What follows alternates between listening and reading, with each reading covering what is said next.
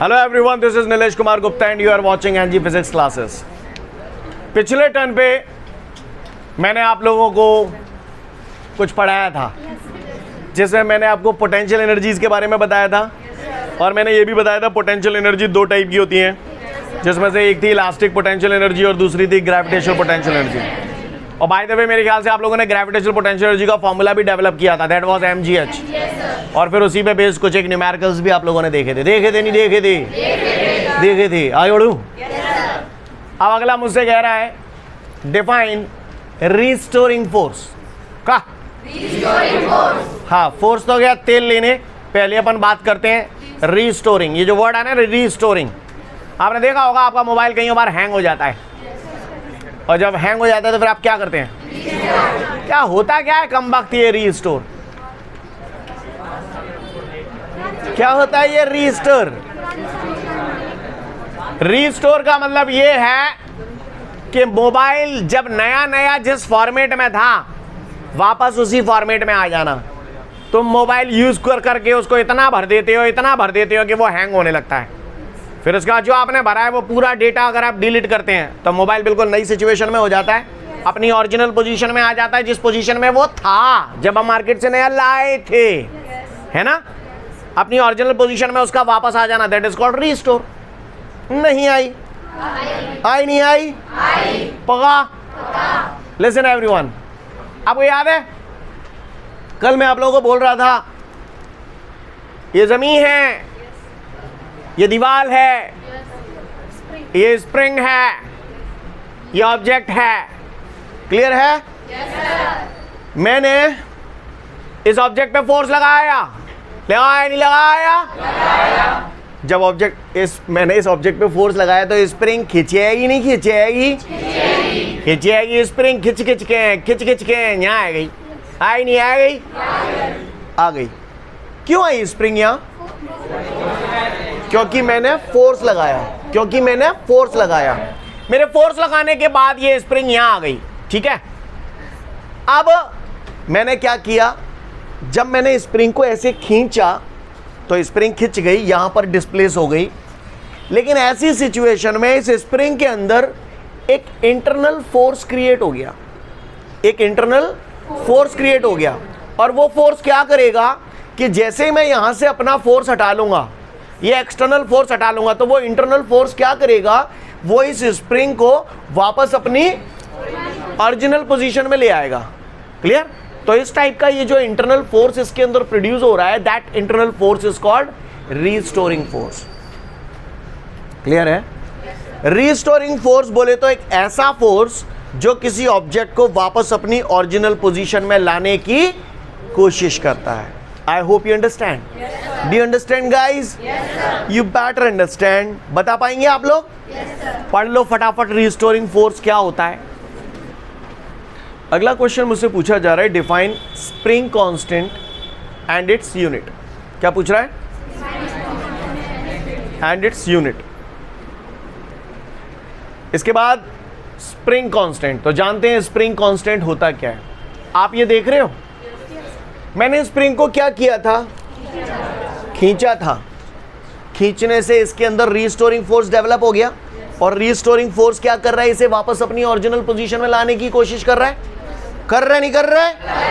ये स्प्रिंग कौन सी पोजीशन में आ गई? एक्सपेंडेड पोजीशन में आई है, कंप्रेस्ड पोजीशन में आई है? को ठेका है कि ऐसा ही करूं? ऐसे भी कर सकता था, कंप्रेस्ड स्टेट में भी ला सकता था। कंप्रेस्ड स्टेट में लाता तो क्या रीस्टोरिंग फोर्स जनरेट होता? और अगर फोर्स हटा लेता तो रीस्टोरिंग फोर्स वो इसे कैसे लाता फिर कंप्रेस्ड स्टेट के बाद? वापस भाई ले आता। ठीक है, अच्छी बात है, वेरी गुड, आपने बहुत अच्छा बोला। इसमें यहां पर इतना एक्सपेंडेड स्टेट है, ये बोलो भाई। सपोज करिए मैंने इसे इतना एक्सपेंड कर दिया, x डिस्टेंस तक एक्सपेंड कर दिया। कितना डिस्टेंस तक एक्सपेंड कर दिया? हाँ, क्लियर है? मैं चाह रहा हूं कि जहां में रीस्टोरिंग फोर्स और ज्यादा पैदा हुई तो इसे और ज्यादा एक्सपेंड करूं या कम एक्सपेंड करूं? अच्छा, जितने ज्यादा एक्सपेंड करेंगे रीस्टोरिंग फोर्स जितनी ज्यादा पैदा होगा। अच्छा, यू मीन टू से ऐसे? Restoring force is directly proportional to displacement. सही बोल रहा हूं ना? जितना ज्यादा रीस्टोरिंग, जितना ज्यादा स्प्रिंग एक्सपैंड होगी या कंप्रेस्ड होगी, रीस्टोरिंग फोर्स उतना ही ज्यादा प्रोड्यूस होगा। क्लियर है? नहीं, यही बात समझ में? क्लियर? कोई दिक्कत? बात समझ में आ रही है सभी को? According to the scientist Hooke's law भी बोलते हैं इसे। क्लियर? यहां पर जो रीस्टोरिंग फोर्स है that is directly proportional to the expansion या फिर कंप्रेशन। कुछ भी एक्स क्या है, चाहे एक्सपेंशन बोल दो या कंप्रेशन बोल दो। सीन क्लियर है? काहुए को परेशानी? आगे बढ़ जाऊं? अगर इतने कहीं समझ में आ रही है लाला रे, तो मैंने सुना है जब जब प्रोपोर्शनल का साइन हटाया है, यही तो आपको बताया है। तो यहां K is the proportionality constant known as spring constant of the spring. क्या बोलते हैं इसे? इसका दूसरा नाम है force constant of the spring. क्या नाम है? Force constant of the spring. कितने नाम हो गए? कौन कौन से? हाँ, spring constant of the spring या force constant of the spring. कल को जब आप लोग हायर स्टडी करेंगे तो K को हम लोग इनर्शिया फैक्टर भी बोलते हैं। अगर कॉम्पिटिटिव एग्जाम वगैरह की तैयारी करेंगे तो इनर्शिया फैक्टर भी बोलते हैं, पर अपने को ज़्यादा डिटेल में नहीं जानना। फिलहाल K क्या है? Force constant of the spring या फिर spring constant of the spring. काहुए को परेशानी? ना ने परेशानी। आगे देखिए, फॉर्मूला याद रखना, F बराबर फैक्स KX। फैक्स चूतियापंती है पर शायद याद हो जाए। क्लियर? F बराबर KX याद हो जाएगा? पका पका। ठीक है, गौर से देखिएगा, x को नीचे ले आऊं तो K बराबर का है जाओ? जोर से बोलो। K बराबर यू मीन टू से F अपॉन एक्स। ये कहना चाहते? Yes sir. अच्छी बात है। मोतन जो कह रहा हूं पट्टा के मैं स्प्रिंग कांस्टेंट की डेफिनेशन बनाया दूं। क्या बनाया दूं? हाँ, स्प्रिंग कांस्टेंट की डेफिनेशन बनाऊं तो भैया डेफिनेशन तो अपन ने अच्छे की बना दी। किसी भी डेफिनेशन को बनाने के लिए हम चीजों को क्या मान लिया करते हैं? 1 1 1 मान लिया करते, मान लिया करते, नहीं मान लिया करते। तो यहां पर मैंने x बराबर 1 मीटर रख दिया। क्लियर? तो K बराबर का है जागी? F। बोलो। yes, K का है? हाँ, force constant of the spring या spring constant of the spring, कुछ भी बोल सकता हूं। Spring constant of the spring is equal to the force. Again, repeat. Come on, what is this? हाँ, spring constant of the spring is equal to the force which is required for unit change in length. ये change in length ही तो है। x क्या है? ये तो expansion हो सकता है, तो ये क्या change in length ही तो है? या फिर compression भी हो सकता है, ये भी change in length है नहीं है? चेंज बोल दिया तो एक्सपेंशन भी आ जाएगा, कंप्रेशन भी आ जाएगा। और चेंज कितने का है? 1 मीटर का है, तो 1 मीटर को मैं यूनिट लेंथ नहीं बोल सकता क्या? किसी भी जगह अगर वर्ड यूनिट का इस्तेमाल किया जा रहा है तो यूनिट का मतलब होता है 1। क्या मतलब होता है यूनिट का? 1। क्लियर है? बात समझ में आ रही है? कोई दिक्कत? तो listen everyone, spring constant of the spring is equal to the force which is required for unit change in length of the spring. Got it? किसी भी स्प्रिंग का स्प्रिंग कांस्टेंट उस फोर्स के बराबर होता है जो रिक्वायर्ड होता है काय के लिए? For the unit change in length of the spring. यानी किसी स्प्रिंग की लंबाई में अगर आप यूनिट लेंथ का चेंज करना चाहते हैं, यानी 1 मीटर का चेंज करना चाहते हैं, तो जितने फोर्स की रिक्वायरमेंट है that is called spring constant of the spring. नहीं आई मेरी बात समझ में? सीन क्लियर है? Again last time I repeat, the spring constant of the spring is equal to the force which is required for unit change in length of the spring. Hope you understand. You got it guys? हाँ भैया, Rai Singh clear है? आग लगा देंगे मोहल्ले में। ठीक है, आगे देखिए, लिसन एवरीवन। लाला रे spring constant F upon x. मोते यो कहिए पट्ठन ने कि मैं जाके यूनिट बता दूं। क्या बता दूं? यूनिट। तो मैं बताऊं? F कौन? हाँ, को बोलो टन। F फोर्स है, फोर्स की यूनिट न्यूटन, तो फोर्स की यूनिट मैंने रख दी न्यूटन। X क्या है? डिस्टेंस, लेंथ, तो यूनिट क्या हो जाएगी? किसी पट्टे ने पूछ लिया फोर्स कांस्टेंट की यूनिट क्या होती है, तो न्यूटन पर मीटर। क्लियर है?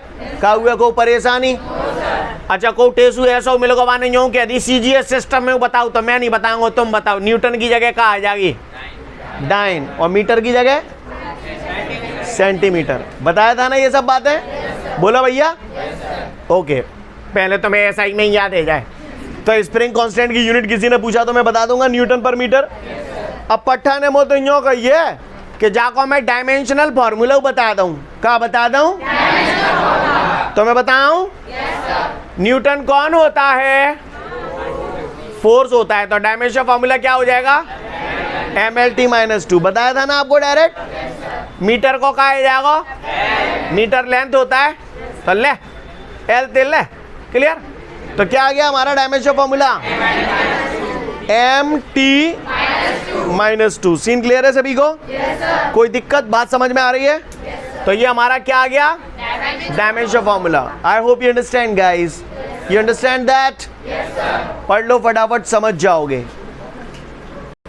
आगे बढ़ते हैं। हमने भी ताजा ताजा देखा F is equal to KX। बोलो भैया। सीन क्लियर है? लिसन, F बराबर KX। What is F? What is K? कौन सा कांस्टेंट?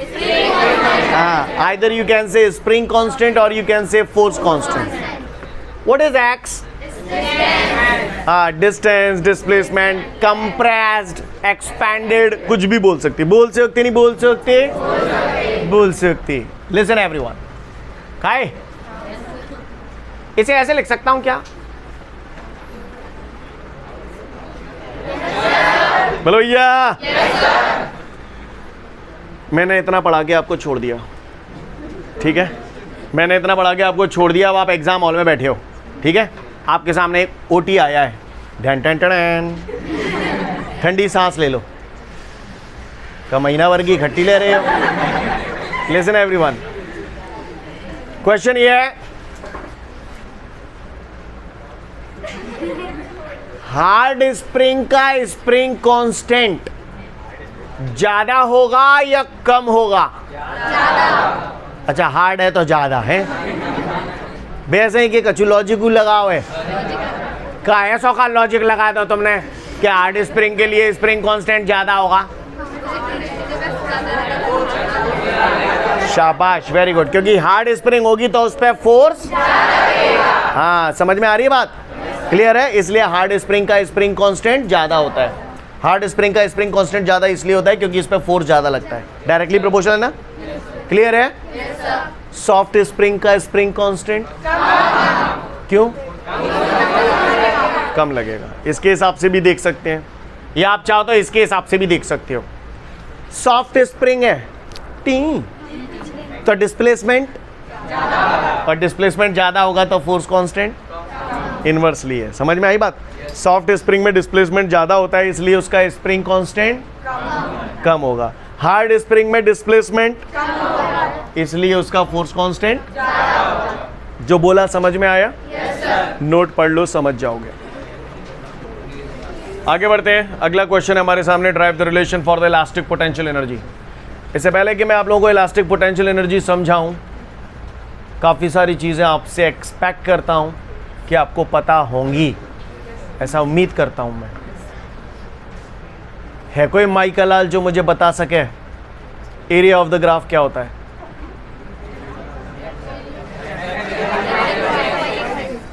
बड़ा लेट रिएक्शन देते हो। एरिया ऑफ द ग्राफ क्या होता है?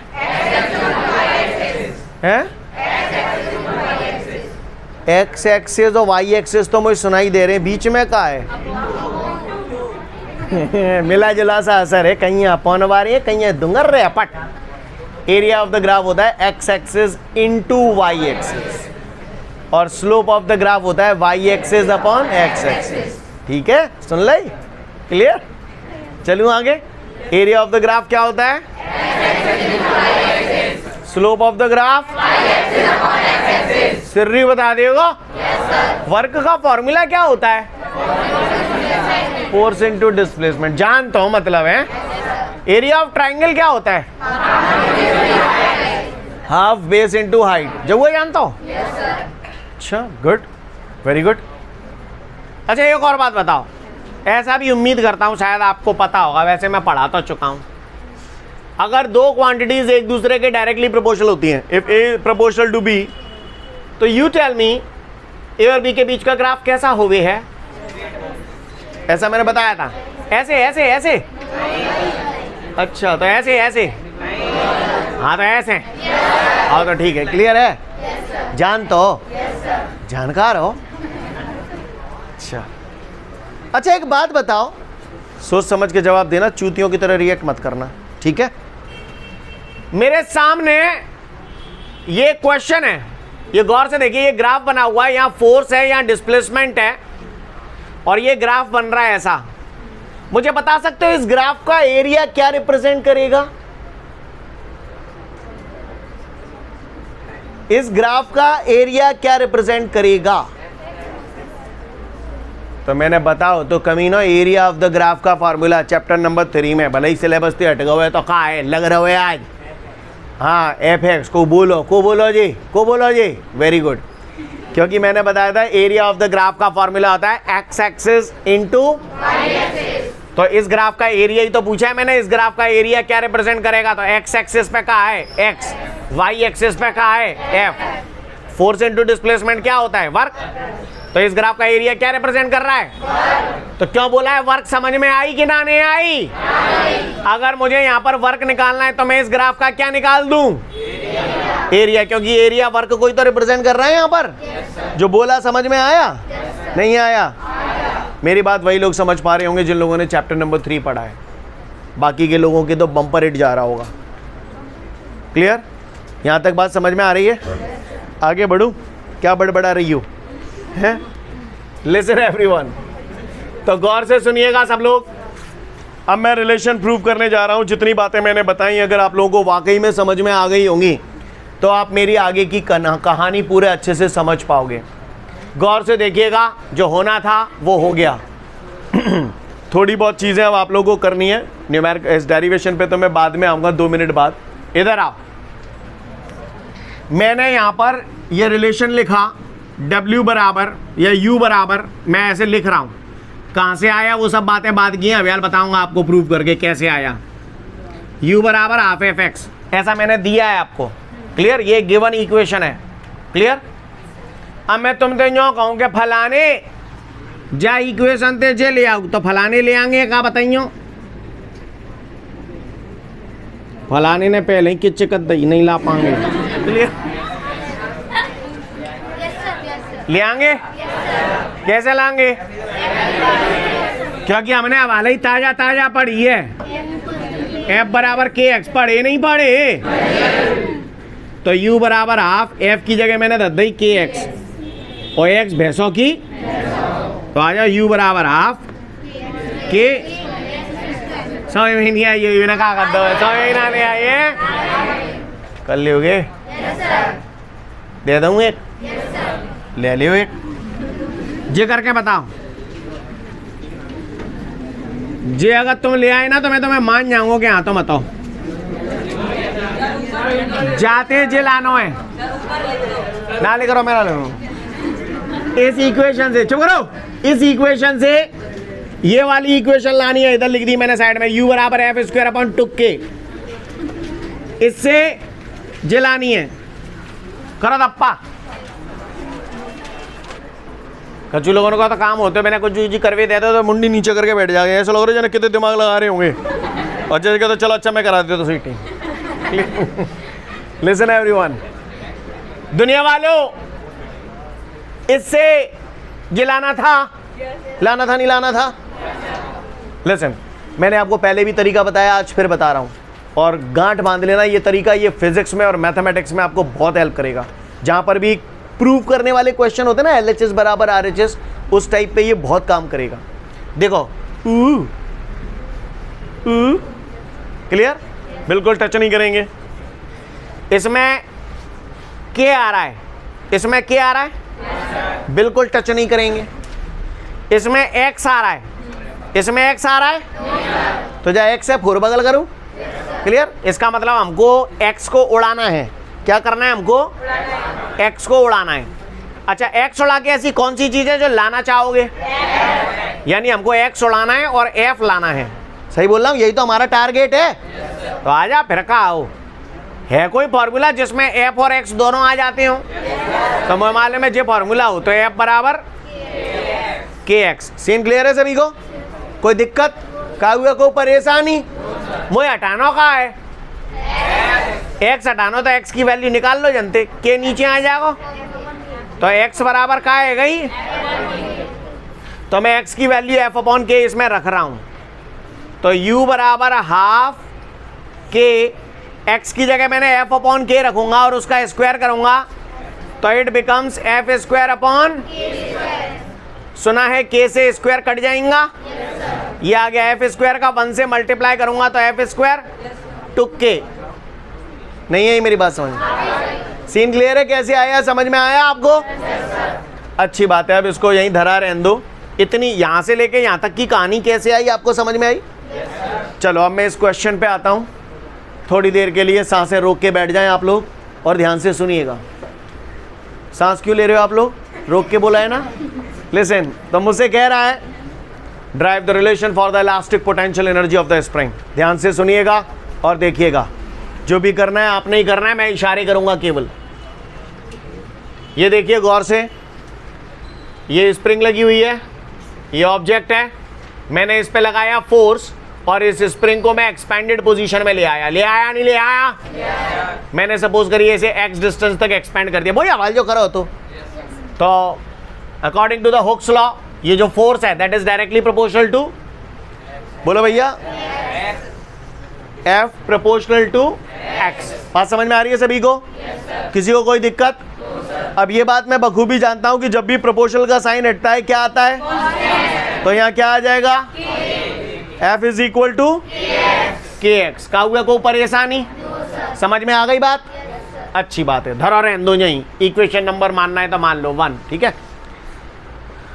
मोते यूं कहिए कि मैं इलास्टिक पोटेंशियल एनर्जी का डेरिवेशन निकालूं, इलास्टिक पोटेंशियल एनर्जी के लिए फॉर्मूला डेवलप करूं, तो मैं करूं?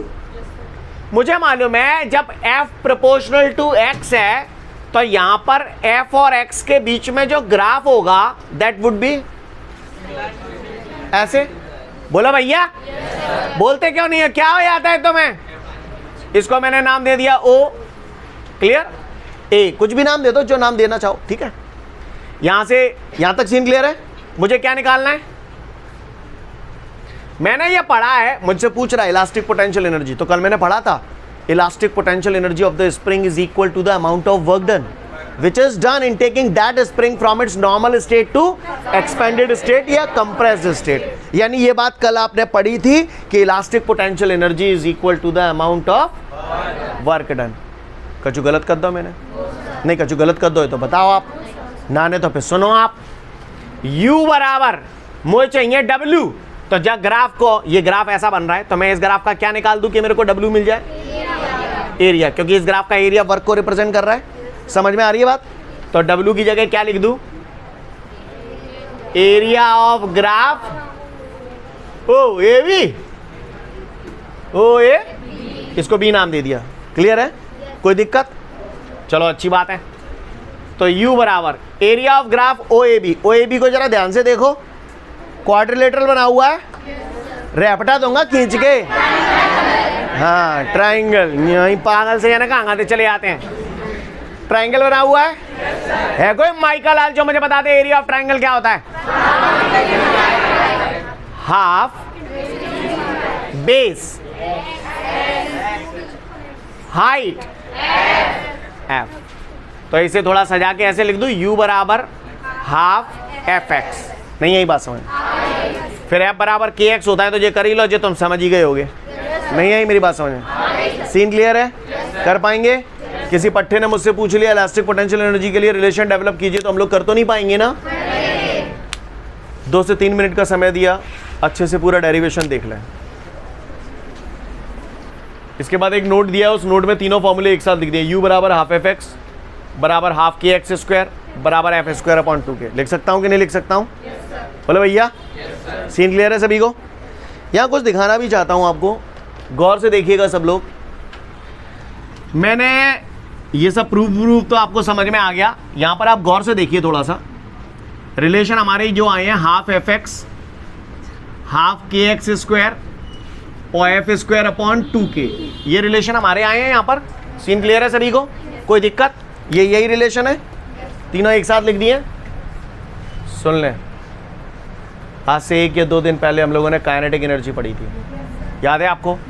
उसका पैटर्न देखिए, पैटर्न काइनेटिक एनर्जी का फॉर्मूला था half m v square half p v और p square upon 2m। Pattern देखिए, डिजाइनिंग देखिए, बस रंग अलग अलग है, डिजाइन सेम है। देखिए क्लियर? पैटर्न देखिए, नहीं है ये बात समझ में? पूछ लेता है। क्या पूछता है? ध्यान से सुनिए। इलास्टिक पोटेंशियल एनर्जी में जो काम, आप बताना, पूछ रहा हूं मैं आपसे, इलास्टिक पोटेंशियल एनर्जी में जो काम स्प्रिंग कांस्टेंट का है, काइनेटिक एनर्जी में वो काम किसका है? मास। समझ गए? क्योंकि काइनेटिक एनर्जी की जगह मास आ जाता है। बोलो भैया। इलास्टिक पोटेंशियल एनर्जी में जो काम एक्सपेंडेड या कंप्रेस्ड पोजीशन का है, वो काम काइनेटिक एनर्जी में किसका है?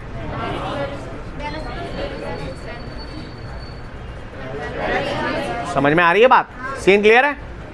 कोई दिक्कत? कहानी समझ में आई?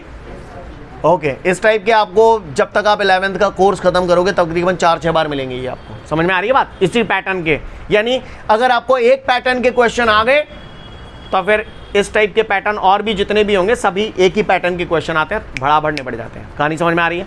इसके बाद नोट यही दिया है, नोट में तीनों फॉर्मूले एक साथ लिखे, फटाफट देख लो फुर्ती में।